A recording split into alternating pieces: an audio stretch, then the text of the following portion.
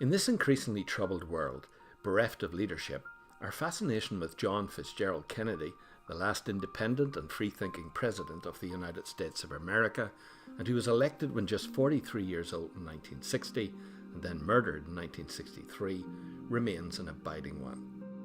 In this video, I will consider why his life and times still mean so much to the world today. John Fitzgerald Kennedy, or JFK as he is known the world over, was as flawed as any man. Vigorous self-gratification was always high on his agenda, and JFK was no moral crusader. But in his short life, he showed that personally and politically, he was more courageous than most. JFK's character was tempered by a privileged though demanding upbringing, and his suffering of a number of serious illnesses.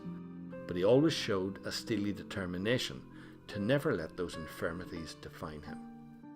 Kennedy was a voracious reader, and the time he spent in one sickbed after another helped mould a cool, detached and analytical mind which was taken with world affairs, and which would later rescue the world from the brink of nuclear war.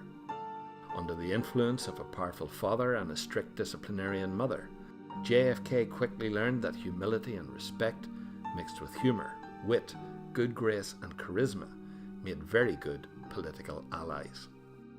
More than anything, however, JFK learned that we do not always have to accept the conditions of life we find ourselves in. Never free from pain, trouble, or indeed family tragedy, he appreciated that life, though short, was for living to the full, and that self-pity over whatever challenges life presented was largely just a waste of precious time. In the context of the health challenges he experienced as a young man, it is perhaps understandable that Kennedy developed an inclination towards risk-taking. But while he lived life with real zest, some of his favourite poetry, such as Alan Seeger's I Have a Rendezvous with Death, suggest that he had a special sense that his time in this world would be short. Blessed with good looks and a personal magnetism which persuaded and attracted so many people from all walks of life, Kennedy also initiated many dangerous relationships throughout his career, which, in one way or another, were to limit his ability to fulfill his personal and political potential.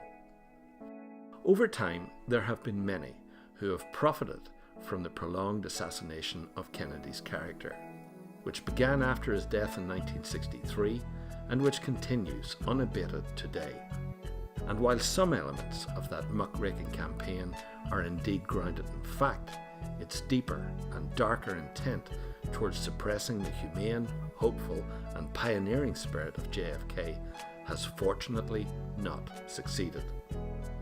For history is revealing that JFK was not the careless, silver-tongued carpetbagger who would have eventually led us into World War III. He was no Frank Underwood. He was no Donald Trump, nor were his weaknesses on a par with most of those who eagerly followed him into office.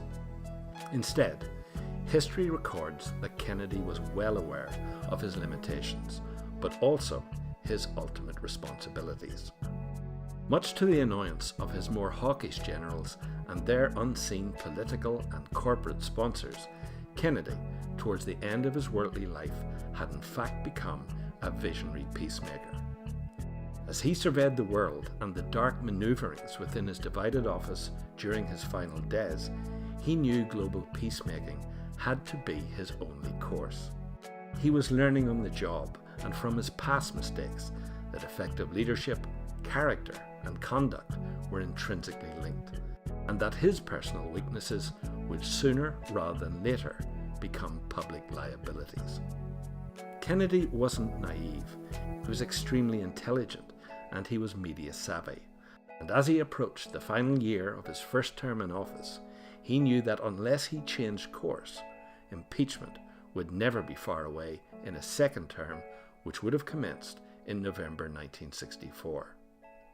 By the fall of 1963, however, the promise of further political greatness in a brave new world still beckoned. But it was not to be. His very public execution in Dallas on the 22nd of November 1963 saw to that. In death, Jack Kennedy's youthful spirit has become eternal. Debonair, brilliant, and brave, JFK is now part of that immortal world which knows not age, weariness, or defeat. His brief shining moment has become an everlasting light in a world which has lost its way. Amid escalating geopolitical tensions, diminishing personal freedoms, and environmental decay, how we can all do with some of Kennedy's courageous leadership and hopefulness today. Thanks for listening. What are your thoughts on JFK? Was he a man more sinned against than sinning? I'm keen to get your views in the comments section below. Please subscribe for further profiles on JFK and other flawed martyrs who have guided humanity's journey towards its ultimate enlightenment.